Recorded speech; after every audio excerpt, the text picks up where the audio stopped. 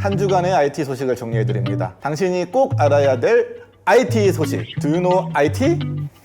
이번 주에 알아야 될 소식 첫 번째는 네이버가 대출 상품을 출시한다는 이야기입니다. 네이버가 대출 상품을 출시한다는 건 네이버가 금융사 비슷한 일을 한다는 거죠. 네이버가 직접 하는 건 아니고 네이버 파이낸셜이라는 그런 자회사가 있는데 네이버 파이낸셜에서 5천만 원 이하의 대출 상품을 출시한다고 합니다. 그리고 음상 분리 뭐 이런 문제 다른 원래 있었잖아요. 다른 기업들은 네이버는 그런 거에 대해서 뭐 어떤 제재도 받지 않아요? 네이버가 직접 상품을 출시하는 건 아니고 미래에셋의 상품을 네이버가 판매하는 겁니다. 그렇기 때문에 이게 뭐 은산분리하고는 별 상관이 없고요. 근데 미래에셋과 네이버가 옛날에 주식을 서로 주고받았어요. 그 정도로 이제 혈맹 관계이기 때문에 네이버가 하는 금융사업의 뒤에는 미래에셋이 항상 있습니다.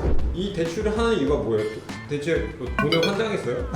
얼마나 벌어들이려고 이미? 네이버가 금융사업에 진출할 것이라는 이야기는 많이 있었는데 네이버는 카카오와 달리 은행 사업에 나서지 않았잖아요. 그런데 네이버가 은행은 안 하면서 왜 대출은 하느냐 이런 얘기가 있는데 네이버가 스마트 스토어라는 소상공인 대상으로 쇼핑몰을 만들어주는 서비스를 하고 있잖아요. 이 스마트 스토어가 지금 쿠팡을 넘어서 한국의 1등 전자상거래 플랫폼이라고 나오는데 스마트 스토어 판매자들에게 좀 더 도움을 주기 위한 그런 상품이라고 생각됩니다. 금액도 5천만 원 이하로 적고 타깃을 소상공인이라고 정확하게 명시했거든요. 일반적인 개인 대출은 아니고 이런 사업자들, 소상공인 사업자들을 위해서 하는 거기 때문에 스마트 스토어를 확장시키기 위한 그런 전략의 일환으로 보입니다. 장사하는 사람들은 급전이 필요하잖아요. 항상 돈이 필요할 때가 있는데 그 돈을 은행에서는 안 빌려주거든. 그리고 타고 뭐 제2금융권이나 뭐 사채를 쓰면 너무 이자가 비싸니까 네이버가 그들에게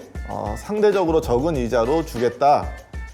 미래에셋의 상품을 주겠다 이런 얘기입니다. 그리고 이번 발표의 특징은 네이버가 신용평가를 한다는 거거든요. 보통 금융사들이 누구한테 얼마의 이율로 줄지 금융사가 판단을 하는데 이번에는 미래에셋의 상품을 팔 때 네이버가 그 판단을 하겠다는 거예요. 스마트 스토어 판매자들의 정보를 네이버가 갖고 있잖아.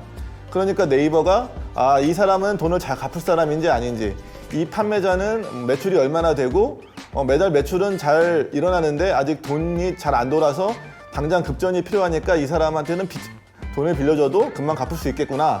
이런 판단을 네이버가 할 수 있겠죠. 이런 걸 보고 대한신용평가라고 하는데 보통 신용평가는 우리가 뭐 한신평이나 나이스평가 이런데 신용평가하는 회사들이 있잖아요. 은행들은 그런 데서 보통 신용평가 뭐 1등급, 2등급 이런 신용 등급을 받아서 그걸 기준으로 대출을 해주는데 네이버는 단순히 그 등급만 가지고 하는 게 아니고 자신들의 플랫폼에서 직접 거래가 되는 그 데이터를 보고 그 데이터를 기반으로 좀 더 적은 이율로 스마트 스토어 판매자들에게 대출을 해줄 수 있다 이런 얘기겠죠. 금융사들이 제일 무서워하는 회사가 지금 네이버입니다. 근데 네이버는 금융에 본격적으로 뛰어들지는 않고 있고 미래에셋과 같이 조금씩 들어가고 있는데 현재로서는 본격적인 금융사업이라기보다는 이런 스마트 스토어나 이런 소상공인들을 지원하는 어떤 서포트의 개념으로 시작하지만 결국은 금융사업의 매기가 되기 위해 나중에 노력하겠죠. 오늘의 두 번째 소식은 타다입니다. 타다 죽지 않았어요? 저도 개인적으로 매우 사랑했던 서비스인데 타다가 우리 없어졌잖아요. 타다가 없어진 건 아니고 타다 베이직이라는 서비스가 없어진 건데 지금은 타다 프리미엄이라고 고급 택시 서비스만 남아 있어요. 근데 지금 앞으로 타다가 중형 택시 서비스까지 하겠다고 합니다. 뭔 소리? 중형 택시, 고급 택시. 고급 택시, 열나 비싼 택시, 중형 택시, 우리가 흔히 타는 택시. 오케이? 기존의 타다는 택시가 아니고 렌터카를 빌려서 요금을 받고 이제 승객을 태우는 그런 서비스였죠. 근데 이 서비스가 이제 국회가 법을 바꿔가지고 여기에 운수사업법이라는 걸 바꿔가지고 불법으로 만들었어요. 그래서 더 이상 서비스를 할 수 없게 됐고 타다는 그래서 타다 베이직 서비스를 접었죠. 타다 프리미엄으로 근근히 유지하다가 이번에는 타다 중형 택시 사업까지 하겠다고 나섭니다. 그 택시 면허가 있어야지 할 수 있는 거 아니에요?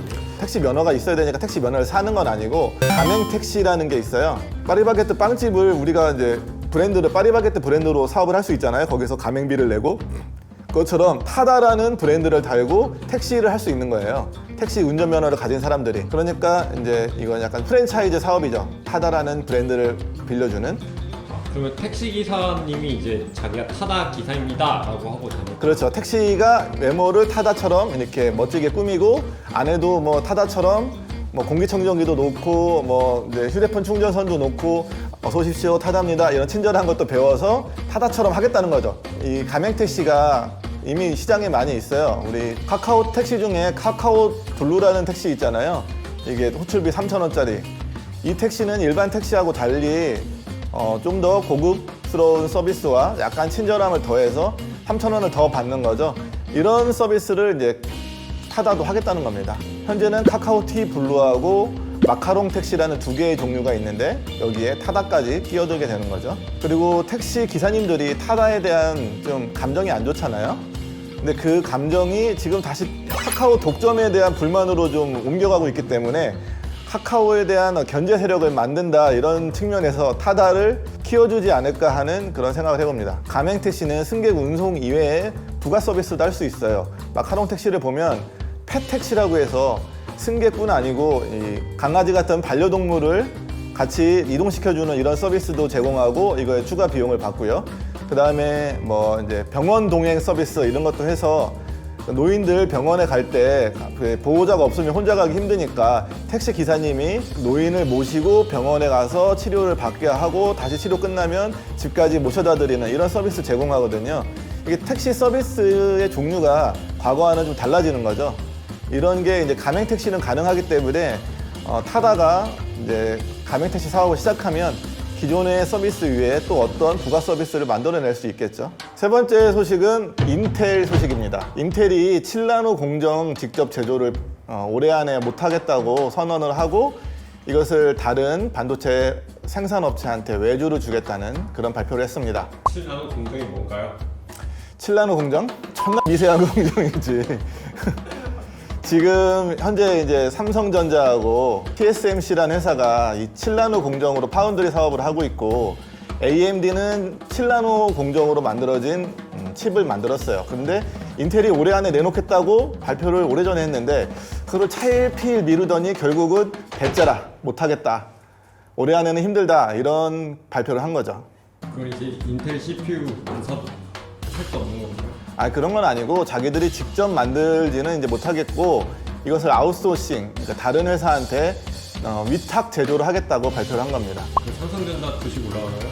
삼성전자는 그 위탁 제조의 어떤 떡고물을 받아서 뭐 매출이 좀 올라가지 않을까라는 기대를 할 수 있겠죠. 그러나 1차적으로는 지금 TSMC가 1차적으로 그 위탁을 받을 것이라고 보고 있습니다. TSMC를 잠깐 좀 얘기해 주세요. TSMC는 이렇게 삼성전자는 직접 설계도 하고 제조도 하는 그런 회사인데 TSMC는 제조만 하는 회사예요. 그러니까 남이 설계한 것을 제조하는 회사. 대만 회사고 세계 1등입니다. 이제 인텔 망하는 거예요? 그런데 인텔 실적이 엄청 좋더라고요. 장전 실적이. 그러니까 수요가 이제 인텔이 워낙 PC나 서버에 그 반도체가 엄청 많이 들어가기 때문에 여전히 인텔에 대한 가치는 높은데 그래도 옛날에는 반도체 이꼴 인텔 이럴 정도로 그 인텔의 파워가 엄청 났는데 이제는 AMD가 치고 올라오고 이제 삼성전자도 치고 올라오고 애플은 맥북에서 인텔 칩을 안 쓰겠다라고 발표를 했기 때문에 앞으로 인텔의 전망이 이렇게 밝지 않아 보여서 인텔의 주가가 떨어지고 있습니다. 네, 현재 실적은 좋은데 주가는 떨어진다는 건 미래 전망을 밝게 보지 않고 있다 그런 얘기겠죠. 한 주간의 IT 소식 매주 월요일에 전해드리겠습니다. 여러분 안녕.